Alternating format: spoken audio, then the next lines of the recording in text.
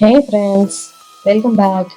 இன்னைக்கு நம்ம பார்க்க போறது சென்னை ஸ்பெஷல் வடகறி தாங்க பார்க்க போறோம். இது எப்படி பண்றதுன்னு பார்க்கலாமா? இது பண்றதுக்கு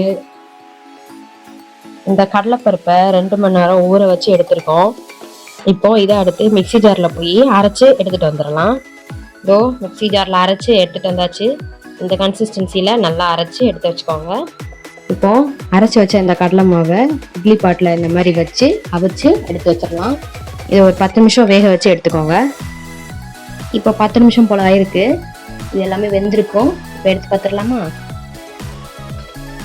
இப்போ பாருங்க, இது நல்லா வெந்து வந்துருச்சு. இப்போ இந்த ஸ்டேஜில் ஸ்டவ்வை ஆஃப் பண்ணிடலாம். இப்போ பாருங்க, அவிச்சதை இந்த ஒரு பவுலில் மாற்றி வச்சிட்டோம்.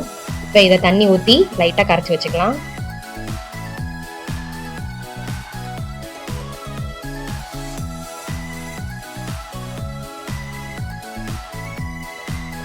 இந்த மாதிரி லைட்டாக எல்லாத்தையும் உதுத்து கரைச்சி வச்சிட்டோம். சென்னை வடகறி பண்ணுறதுக்கு ஸ்டார்ட் பண்ணிடுவோமா?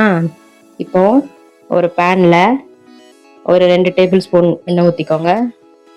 இப்போ எண்ணெய் சூடானனையும் 1 டீஸ்பூன் உளுந்து, 1 டீஸ்பூன் கடுகு, 2 பீஸ் ஏலக்காய், 2 கிராம்பு, இந்த பட்டை வகையெல்லாம் போட்டுக்கோங்க. 1 டீஸ்பூன் சோம்பு போட்டுக்கோங்க. அப்போ கொஞ்சமாக கருவேப்பிலை சேர்த்துக்கோங்க. 1 டேபிள் ஸ்பூன் இஞ்சி பூண்டு பேஸ்ட் போட்டுக்கோங்க. அடுத்து 1 கப் வெங்காயம் வெட்டி வச்சுருக்கோம், அதை உள்ள தட்டிக்கோங்க. ஒரே ஒரு பச்சை மிளகாய் சேர்த்துக்கோங்க.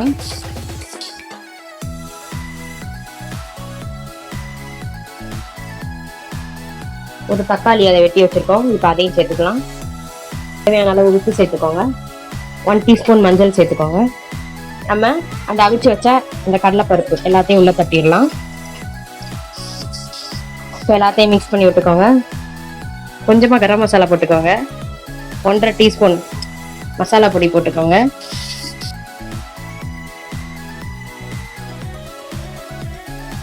இப்போ கொஞ்சமாக மல்லியல் ஆட் பண்ணிக்கோங்க. சென்னை வடகறி ரெடி. இப்போ இதை பூரி, சப்பாத்தி, இட்லி, தோசை இதனால வச்சு சாப்பிட்டுக்கலாம். நல்லா செம்ம டேஸ்டாக இருக்கும்.